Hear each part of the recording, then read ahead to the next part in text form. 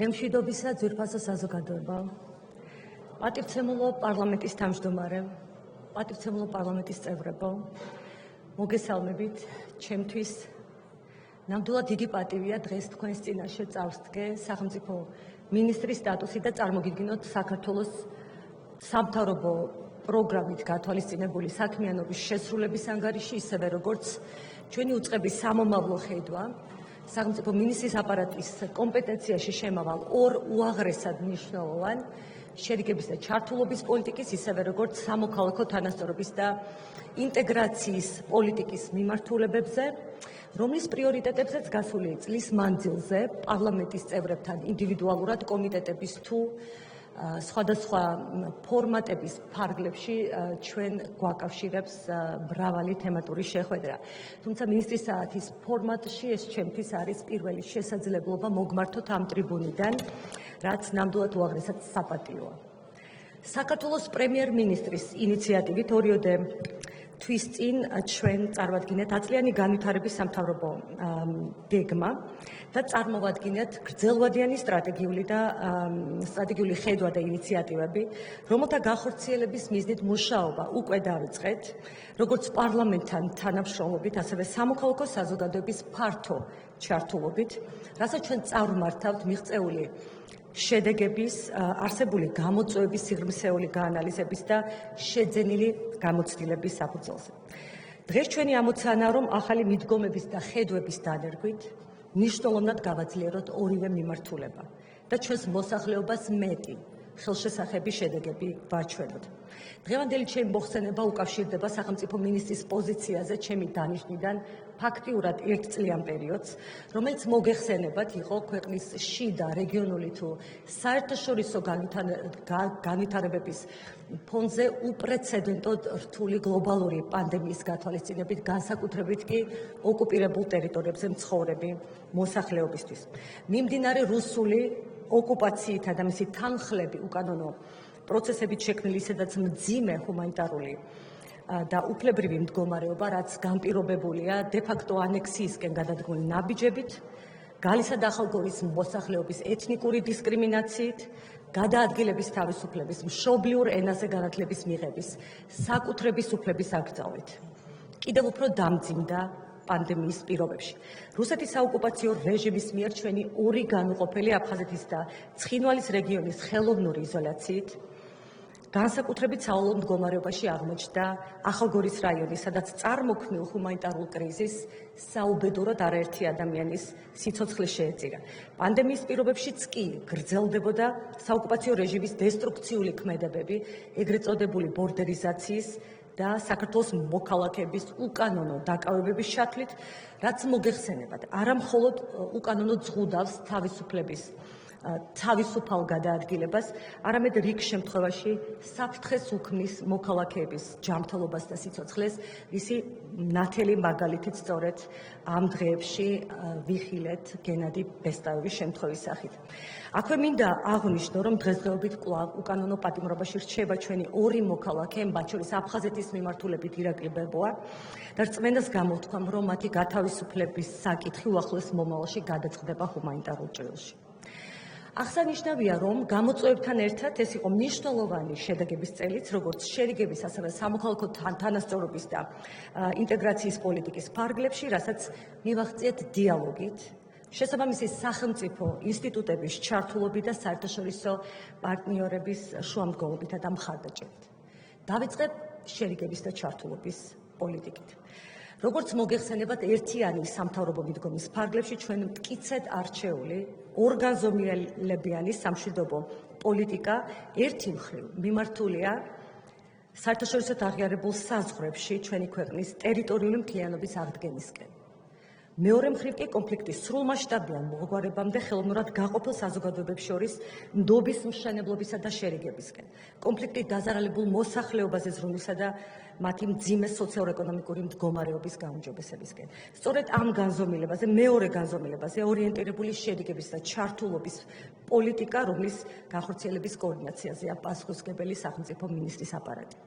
ხაზგასასმელია, რომ ჩვენი პოლიტიკის ერთ-ერთ უმნიშვნელოვანეს ინსტრუმენტად რჩება სამშვიდობო ინიციატივის ნაბიჯი უკეთესი მომავლისკენ სამივე მიმართულების ეფექტიანი განხორციელების გაგრძელება, რომლის ერთ-ერთ უმთავრეს პრიორიტეტს წარმოადგენს გაყოფილ საზოგადოებებს შორის ვაჭრობის განვითარება, რაც პრინციპულად მნიშვნელოვანია შერიგებისა და ნდობის აღდგენის გზაზე.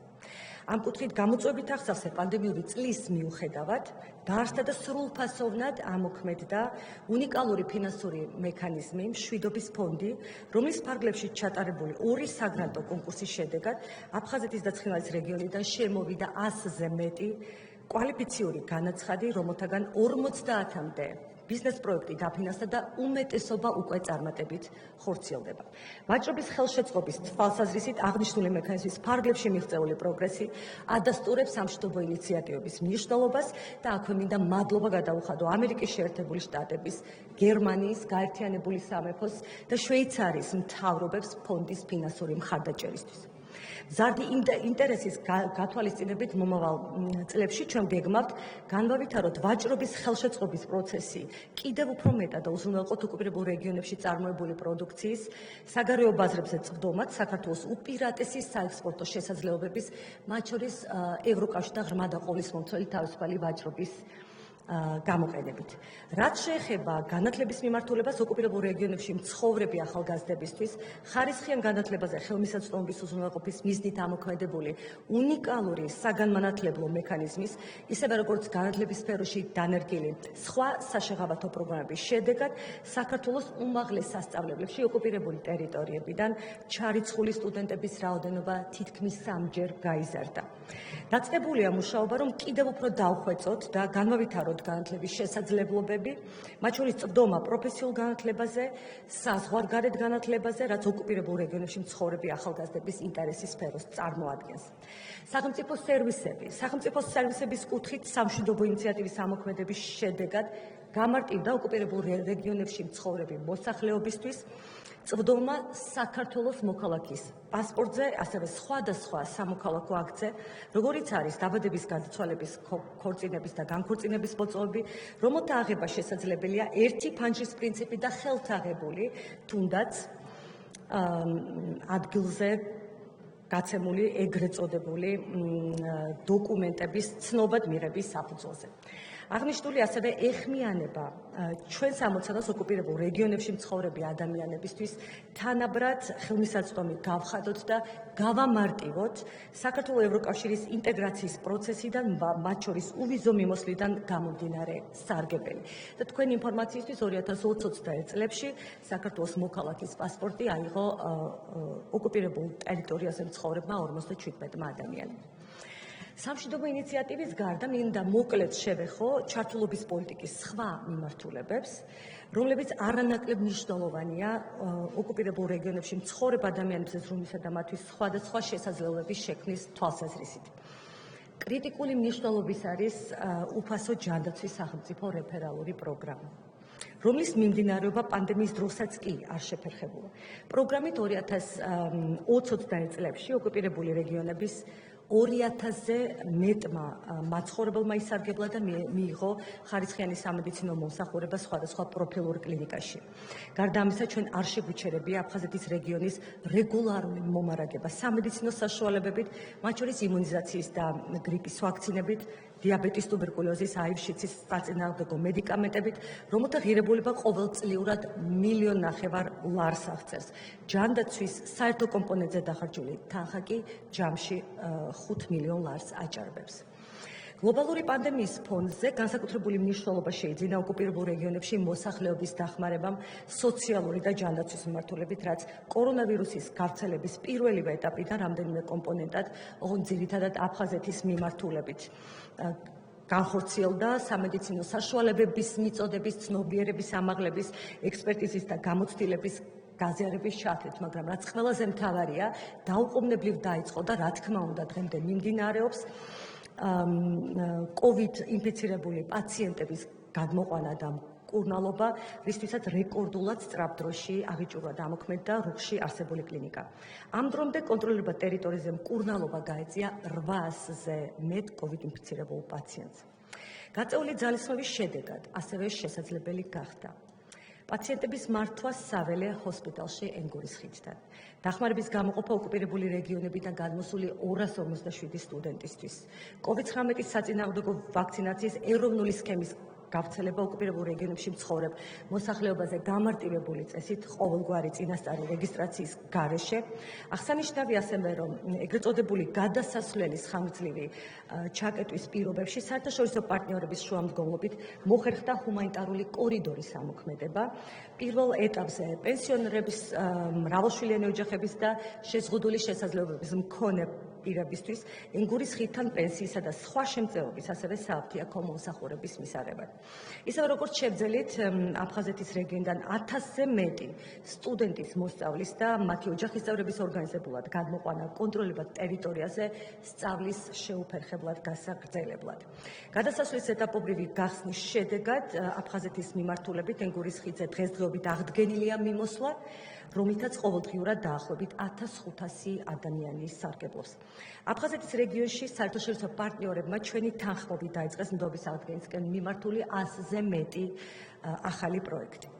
ჩვენ არაერთხელ საჯაროდ და ჩვენს არსებული სხვადასხვა არხის გამოყენებით დავადასტურეთ და ახლაც მინდა კიდევ ერთხელ განვაცხადო, ჩვენი მზაობა ნოლგიური დახმარება გავუწიოთ ცხინვალის რეგიონის მოსახლეობას, თუმცა ცხინვალის დესტრუქციული მიდგომის და უარის შედეგად დახმარების გაწევა ამ დრომდე ვერ ხერხდება სამწუხაროდ. ჩვენ მჭიდროდ თანამშრომლობთ ცხინვალის რეგიონში მოქმედ ერთადერთ საერთაშორისო ორგანიზაციასთან, წითელი ჯვრის საერთაშორისო კომიტეტთან იმისთვის, რომ მათი მხრიდან უზრუნველყოფილი იყოს ადგილზე სათავადო ჩართულობა და მოსახლეობის დახმარება.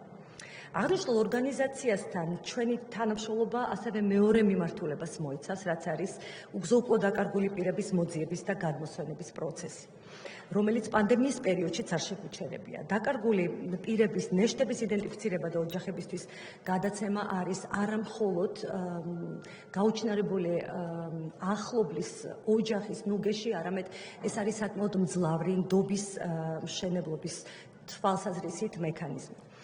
2020 წლიდან დღემდე 41 პირი იქნა იდენტიფიცირებული და გადაეცათ ოჯახებს. ასევე გრძელდება აფხაზეთის მოსახლეობის დახმარება სოფლის მეურნეობის კუთხით, რომლის ფარგლებში უზრუნველყოფილი იქნა 600,000 ლარზე მეტი ღირებულების ვეტერინარული ვაქცინები და ფაროსანას საწინააღმდეგო საშუალებები.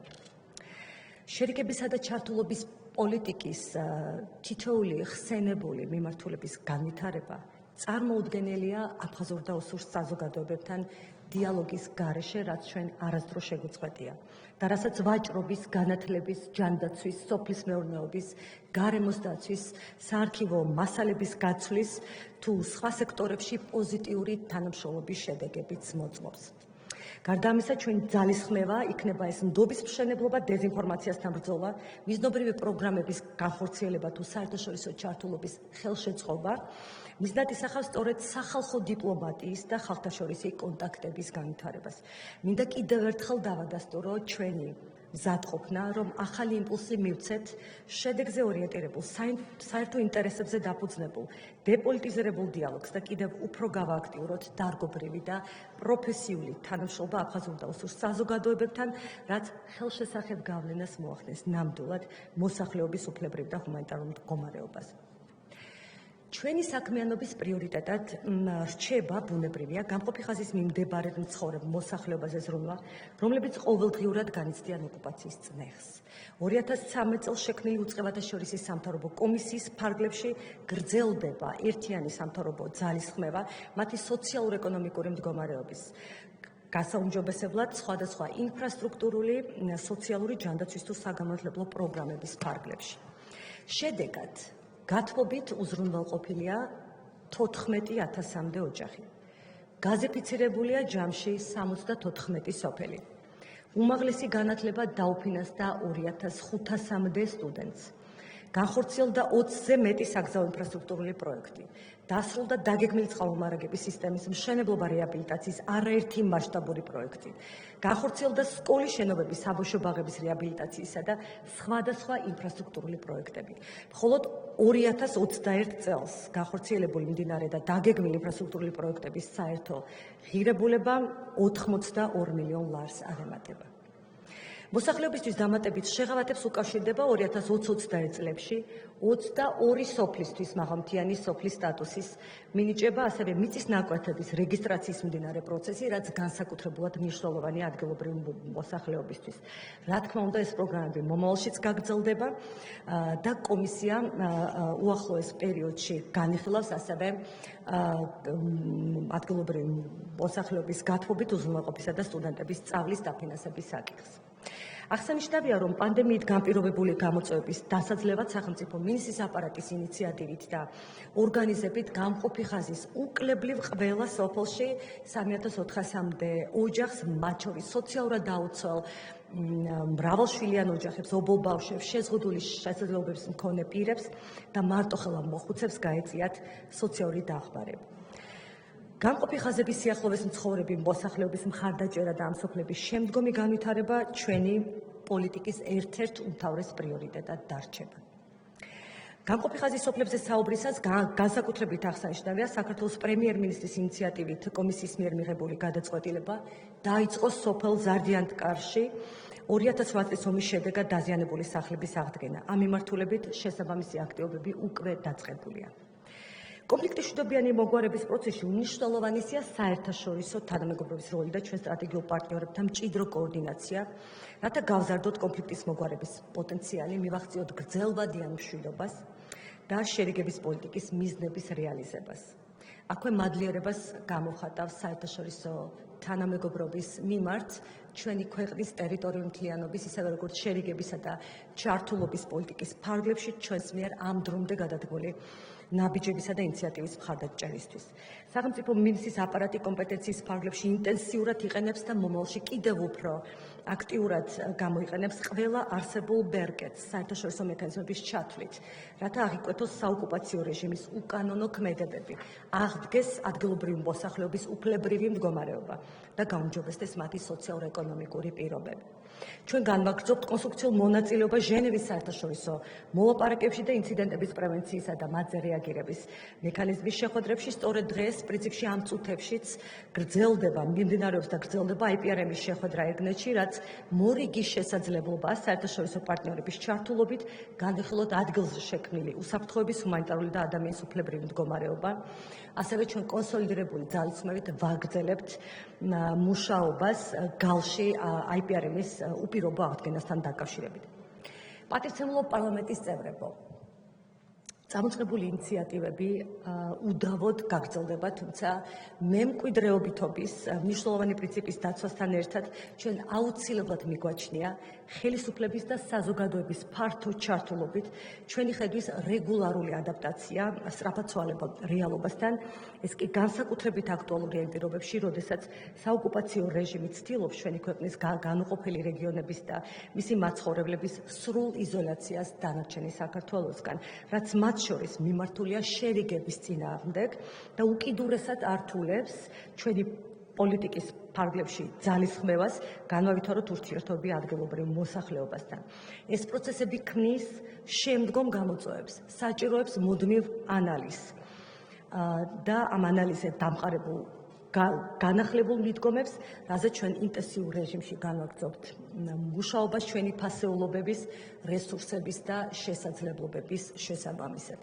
აღნიშნული მიზნით ჩვენ განვაახლეთ 2011 წელს შექმნილი უწყებადაშორისი სამთავრობო კომისია სახელმწიფო მინისტრის ხელმძღვანელობით და დავიწყეთ ამ ჩვენი ჩართულობის და შერიგების სახელმწიფო პოლიტიკის სტრატეგიული გადახედვის პროცესი. არსებული სტრატეგიის დოკუმენტი აღარ მოდის შესაბამისობაში დღევანდელ რეალობასთან და სრულად ვეღარ პასუხობს წარმოქმნილ საჭიროებებს. შედეგად, უკვე დასრულებულია 2010 წლის ჩართულობის პოლიტიკის განხორციელების შეფასების დოკუმენტზე მუშაობა, რომელიც მომზადდა სტრატეგიული გადახედვის პირველ ეტაპზე და მის საფუძველზე საერთო ძალისხმევით ჩვენ ვიწყებთ განახლებული სტრატეგიის შემუშავებას, რომელიც ასახავს საჭიროებებზე მორგებულ ახლებურ მიდგომებს და შექმნის ახალ შესაძლებლობებს.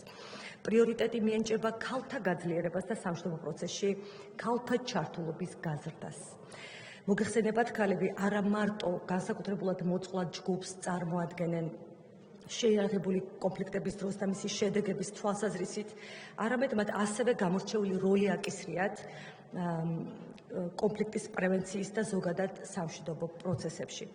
ქალების მშვიდობისა და უსაფრთხოების მიმართულებით ნაკისრი საერთაშორისო ვალდებულებების შესაბამისად ჩვენთვის განსაკუთრებით პრიორიტეტულია კონფლიქტის მშვიდობიანი მოგვარების პროცესში ქალთა როლის და ჩართულობის გაძლიერება, ისევე როგორც კონფლიქტი დაზარალებულ ქალთა საჭიროებების გამოვლენა და მათზე სათანადო რეაგირების უზრუნველყოფა. ამ მიზნით სახელმწიფო მინისტრის აპარატის ინიციატივით შეიქმნა ქალთა საკონსულტაციო პლატფორმა, რომლის ფარგლებშიც შესაბამის პარტნიორ ორგანიზაციებთან ინტენსიური თანამშრომლობით ჩვენ გავაძლიერებთ ძალისხმევას ამ მიმართულებით დასახული მიზნების მისაღწევად. ამასთან ჩვენ შევქმნით შერიგების და ჩართულობის პოლიტიკის საკითხებზე მომუშავე ექსპერტთა საკონსულტაციო საბჭო, რათა სამოქალაქო საზოგადოების და პროფესიონალ ექსპერტთა მონაწილეობით დაიგეგმოს პოლიტიკის შემდეგი ნაბიჯები და ქმედებები. აქვე მსურს მადლობა გადაგიხადოთ თქვენ. მადლობა გადავუხადოთ საქართველოს პარლამენტს, განსაკუთრებით ტერიტორიული მთლიანობის აღდგენისა და დეოკუპაციის საკითხებთან დაკავშირებულ დროებით საპარლამენტო კომისიას, აქტიური ჩართულობისა და მხარდაჭერისთვის შერიგების პოლიტიკის განხორციელებისა და სტრატეგიული გადახედვის პროცესში. აქვე მინდა ხაზი გავუსვა საქართველოს პარლამენტის მიერ დეოკუპაციისა და კონფლიქტის მშვიდობიანი მოგვარების შესახებ მიღებული სპეციალური რეზოლუციის უდიდეს მნიშვნელობას ჩვენი პოლიტიკის ეფექტიანი გატარების თვალსაზრისით. თქვენ ნებართვით ახლა კი სამოქალაქო თანასწორობის და ინტეგრაციის პოლიტიკაზე გადავალ, რომელიც ეთნიკური უმცირესობების ჭრილში განიხილება და ორიენტირებულია თანაბარუფლებიანი დემოკრატიული საზოგადოების გამტკიცებაზე, სადაც საქართველოს ყველა მოქალაქისთვის განურჩევლად მისი ეთნიკური თუ კულტურული კუთვნილებისა სახელმწიფოს მხრიდან უზრუნველყოფილია საზოგადოებრივი ცხოვრების ყველა სფეროში სრულფასოვანი მონაწილეობის პიროვნული და პროფესიული განვითარებისთვის თანაბარი შესაძლებლობები. ჩვენი კულტურულად და ეთნიკურად მრავალფეროვანი ქვეყნის მოსახლეობას ჰარმონიული თანაცხოვრების მრავალსაუკუნოვანი ისტორია აკავშირებს. სახელმწიფო ითვალისწინებს ამ უნიკალურ გამოცდილებას და თანასწორობის პრინციპებზე, ისევე როგორც საერთო ევროპულ ფასეულობებზე დაფუძნებით, აძლიერებს მას პოლიტიკის ფარგლებში, რომლის ძირითად მექანიზმს წარმოადგენს სამოქალაქო თანასწორობისა და ინტეგრაციის სახელმწიფო სტრატეგია. გასული წელი უმნიშვნელოვანესი იყო აღნიშნული პოლიტიკის შეფასების თვალსაზრისით და წარმოადგენს ერთგვარ გარდამავალ პერიოდს განახლებული სტრატეგიული ხედვის ფორმირებისთვის. ჩვენ საკმაოდ დიდი დრო და ძალისხმევა დავუთმეთ ახალი 10-წლიანი პოლიტიკის და შესაბამისი სტრატეგიული გეგმების შემუშავების პროცესს, რომელიც ღია და ინკლუზიური მიდგომით წარიმართა, კერძოდ უზრუნველყოფილი იყო შესაბამისი დარგობრივი უწყებების, რა თქმა უნდა, პარლამენტის, ისევე როგორც სამოქალაქო საზოგადოების, საერთაშორისო და ადგილობრივი ორგანიზაციების, აკადემიური წრეების, მედიის წარმომადგენლების, დამოუკიდებელი ექსპერტების, სახალხო დამცველის აპარატის და მასთან არსებული ეროვნული უმცირესობების საბჭოს მონაწილეობა. ამ პროცესში ყველა დაინტერესებულ პირს, ნებისმიერ მოქალაქეს, რა თქმა უნდა, მათ შორის ეთნიკური უმცირესობების წარმომადგენლებს, ჰქონდათ შესაძლებლობა წარმოედგინათ საკუთარი ხედვა და მოსაზრებები. აღსანიშნავია, რომ სტრატეგიის საერთაშორისო ექსპერტიზა უზრუნველყო და უმაღლესი შეფასება მისცა ეროვნულ უმცირესობათა საკითხებში EUTHO-ს უმაღლესმა კომისარმა, რომლითაც დადასტურდა შემუშავებული დოკუმენტის შესაბამისობა საერთაშორისო პრინციპებსა და სტანდარტებთან. ყოველივე ზემოაღნიშნულთან ერთად, გასული წლის მანძილზე სხვადასხვა მიმართულებით განხორციელებულ მნიშვნელოვან ღონისძიებებს შორის ასევე გამოვყოფდი ეთნიკური უმცირესობებით მჭიდრო დასახლებულ რეგიონებში პანდემიით შექმნილ გამოწვევებზე რეაგირების მიზნით გამართულ საინფორმაციო და სოციალური დახმარების აქტივობებს. ამასთან ყველა რეგიონში გაიმართა სახელმწიფო მინისტრის და სახელმწიფო მინისტრის აპარატის წარმომადგენელთა არაერთი ვიზიტი და ადგილობრივ მოსახლეობასთან მრავალი შეხვედრა, რომელთა ძირითად მიზანს პანდემიასთან დაკავშირებულ საკითხებთან ერთად სამოქალაქო თანასწორობისა და ინტეგრაციის პოლიტიკის ახალი სტრატეგიული ხედვების განხილვა წარმოადგენდა. ჩატარებული საქმიანობის შედეგად სტრატეგიის შეფასების პროცესმა, რომელიც ეყრდნობოდა მათ შორის ეროვნულ უმცირესობათა დაცვის ჩარჩო კონვენციის მრჩეველთა კომიტეტის დასკვნებს, გამოავლინა როგორც მიღწეული შედეგები, ასევე დღესდღეობით არსებული გამოწვევებიც. მიღწევების თვალსაზრისით პირველ რიგში ხაზგასაცმელია პოლიტიკის განსახორციელებლად დანერგილი უნიკალური ინსტრუმენტები, რომელიც საერთაშორისო შეფასებებში გარხილულია როგორც სამაგალითო პრაქტიკა. ეს ინსტრუმენტებია სკოლამდელი და ზოგადი განათლების მშობლიურ ენაზე უზრუნველყოფა მსხვილი ეთნიკური უმცირესობების ჯგუფებისთვის, სახელმწიფო ენის სწავლების უფასო პროგრამები ნებისმიერი მსურველისთვის, მცირერიცხოვანი ეთნიკური ჯგუფების მშობლიური ენის სწავლება სკოლებში, როგორიცაა ოსური, ასურული, ჩეჩნური, უდიური, ხუნძური, უმაღლესი განათლების გამარტივებული წესით მიღების შესაძლებლობა, საჯარო სამსახურში სპეციალური სტაჟირების პროგრამა, ეთნიკური უმცირესობების საკონსულტაციო საბჭოების სამხარეო ადმინისტრაციებში, მშობლიურენოვანი მედიის ხელმისაწვდომობა, კულტურული მრავალფეროვნების მხარდაჭერა, მიზნობრივი საინფორმაციო კამპანიები და პროგრამები, მათ შორის ეთნიკური უმცირესობების ენებზე. სწორედ აღნიშნული მექანიზმები საშუალებით გახდა შესაძლებელი წარმატებული შედეგების მიღწევა, რომელთა თაობაზე მხოლოდ რამდენიმე მიმართულებით ძალიან მოკლედ მოგახსენებთ. ნიშნულოვნად გაუმჯობესდა სამოქალაქო და პოლიტიკურ პროცესებში ჩართულობა, რაც აისახა ეთნიკური უმცირესობების წარმომადგენლების სამოქალაქო აქტიურობის გაზრდასა და საარჩევნო პროცესში მონაწილეობაში. სახელმწიფო ენის ცოდნის დონის ამაღლების მიზნით გაფართოვდა ბენეფიციართა სეგმენტი და შეიქმნა ფართო შესაძლებლობები ნებისმიერი დაინტერესებული მოქალაქისთვის. შედეგად, მხოლოდ 1 წლის განმავლობაში 4000-ზე მეტმა ზრდასრულმა პირმა გაიმჯობესა ქართული ენის კომპეტენცია. ეს იმ პირობებში, როდესაც პანდემიის გათვალისწინებით სასწავლო კურსები ძირითადად დისტანციურ რეჟიმში მიმდინარეობდა. მნიშვნელოვნად ამაღლდა უმაღლესი განათლების მიღების საშეღავათო პოლიტიკის ინსტრუმენტის 1+4 პროგრამის პოპულარობა, რაზეც მეტყველებს დაინტერესებული აბიტურიენტების რაოდენობის ზრდის დინამიკა, ხოლო წელს ამ პროგრამაზე 1340-მდე სტუდენტი ჩაირიცხა, რაც პროგრამის საწყის მაჩვენებელზე 5-ჯერ მეტია. პროფესიული განათლება გახდა ხელმისაწვდომი არაქართულ ენოვანი ახალგაზრდებისთვის პროფესიულ კოლეჯებში ქართული ენის მოსამზადებელი კურსის ამოქმედების შედეგად, რომელშიც პირველივე წელს უკვე 223 სტუდენტი ჩაერთო. პანდემიის მიუხედავად გაგრძელდა კულტურული მრავალფეროვნების მხარდაჭერა სახელმწიფოს მიერ არაქართულენოვანი ბეჭდვითი მედიის, სომხური და აზერბაიჯანული თეატრების, მუზეუმების გამოცემისა და სხვადასხვა კულტურულ საგანმანათლებლო ღონისძიებების დაფინანსების გზით. როგორც აღვნიშნე, წარმატებული პროგრამებისა და ხელშესახების შედეგების მიუხედავად, ჯერ კიდევ რჩება რიგი გამოწვევებისა, მათ შორის სახელმწიფო ენის ცოდნის, ინფორმირებულობის, განათლების, სოციალურ-ეკონომიკური აქტივობის, პოლიტიკური მონაწილეობის და სხვა მიმართულებებით, რომელთა დასაძლევად ახალი სტრატეგიის ფარგლებში ჩვენ შევიმუშავეთ კიდევ უფრო ქმედითი მექანიზმები, რომლებიც თითოეული მიმართულებით უზრუნველყოფს სრულფასოვანი ინტეგრაციის შედეგებს. შესაბამისად, გრძელვადიანი და შეუქცევადი პოზიტიური ცვლილებების მისაღწევად განისაზღვრა პოლიტიკის 5 ურთიერთდაკავშირებული პრიორიტეტი. ესენია: სახელმწიფო ენა ინტეგრაციის მხარდასაჭერად, ხარისხიან განათლებაზე ხელმისაწვდომობა, თანასწორობა, სამოქალაქო და პოლიტიკური მონაწილეობა, სოციალურ-ეკონომიკური ინტეგრაცია და კულტურათა შორისი დიალოგი. ბუნებრივია, თითოეული მიმართულების აღსრულების მიზნით ჩვენ დასახული გვაქვს კონკრეტული გეგმა, ამოცანები და მათი გადაჭრის გზებიც. პირველი რიგის და ყველაზე მნიშვნელოვან პრიორიტეტად განვიხილავთ ეთნიკური უმცირესობების მჭიდრო დასახლებულ რეგიონებში სახელმწიფო ენის ცოდნის დონის ამაღლებას, როგორც ინფორმაციის ხელმისაწვდომობის, პოლიტიკური მონაწილეობის, დასაქმების, სახელმწიფო პროგრამებში ჩართვის და სერვისებზე ეფექტიანი წვდომის წინაპირობას. შემუშავდა კომპლექსური ღონისძიებები ქართული ენის პოპულარიზაციის, შესწავლის შესაძლებლობების და გეოგრაფიული ხელმისაწვდომების გაფართოების და საჯარო სივრცეში გამოყენების მიზნით, რაც რამდენიმე წელიწადში გვჯერა, რომ ხელშესახებ შედეგებს მოიტანს.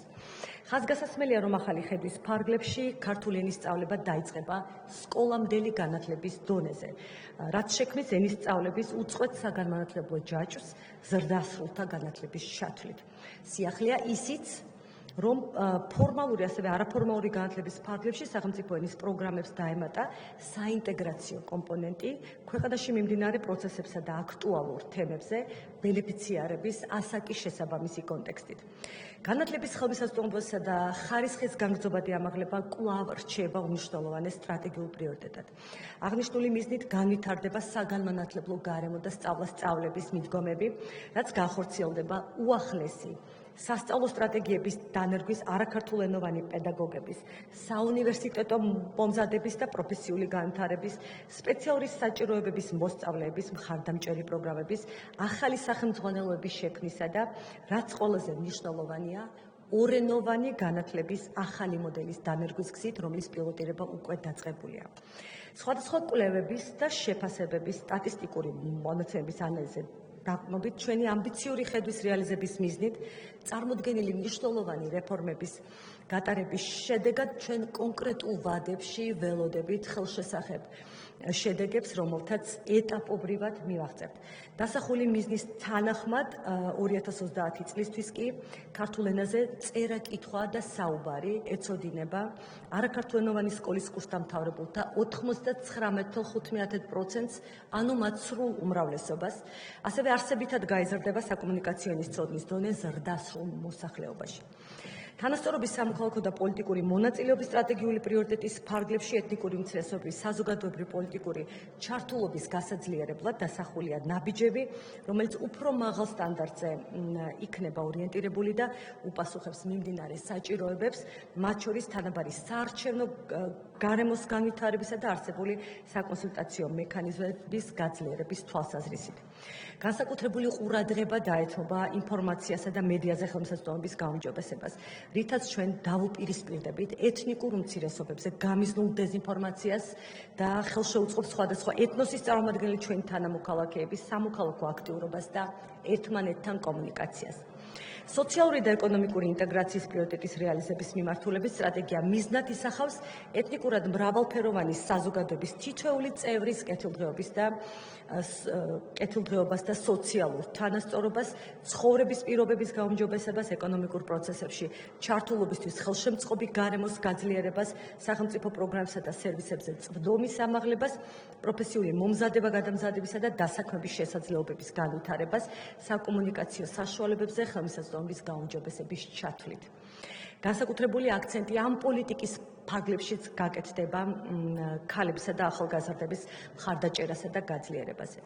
კულტურათა შორის დიალოგთან მიმართებით სტრატეგიის მექანიზმად განვიხილავთ ჩვენი კულტურული მრავალფეროვნების წარმოჩენისა და განვითარებისკენ მიმართული ღონისძიებების მხარდაჭერას ერთობლივი საგანმანათლებლო, სპორტული, კულტურული აქტივობების ხელშეწყობას და ამ გზით კულტურათა შორისი ურთიერთობების შემდგომ განმტკიცებას. მოგეხსენებათ, სამოქალაქო ინტეგრაცია დინამიური და მრავალგანზომილებიანი პროცესია, რაც არ მოიაზრებს ცალსახად მხოლოდ ეთნიკურ უმცირესობებზე ორიენტირებულ პროცესებს, არამედ მოითხოვს საზოგადოების თითოეული წევრის, როგორც უმცირესობის, ისე უმრავლესობის მხრიდან სრულფასოვან მონაწილეობას, სათანადო мотивაციასა და ძალისხმევას, მაგრამ ასევე პასუხისმგებლობების გაზიარებას.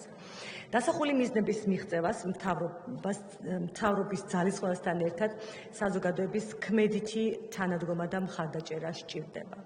სწორედ ასეთ განზომილებაში ვხედავთ სტრატეგიის განხორციელების ეფექტიანობას და ამ მიმართულებით საზოგადოების კონსოლიდაციის იმედი გვაქვს. მე დავასრულე ჩემი მოხსენება ამით, დიდ მადლობას გიხდით ყურადღებისთვის და მოხარული ვიქნები, რომ ვუპასუხოთ თქვენ შეკითხვებს და გავეცნოთ თქვენ მოსაზრებებს.